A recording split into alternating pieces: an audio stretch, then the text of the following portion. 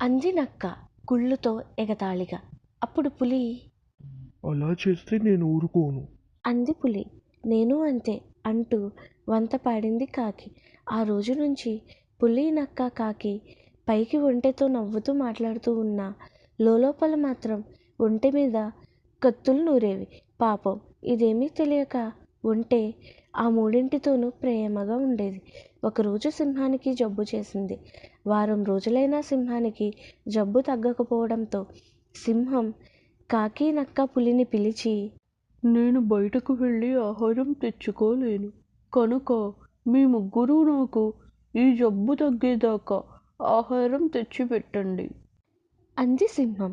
వాటితో అప్పుడు నక్క, మహారాజా, మేము ఏ పాటి వాళ్ళం?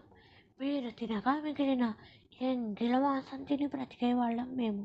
మీకు ఆహారం తెచ్చి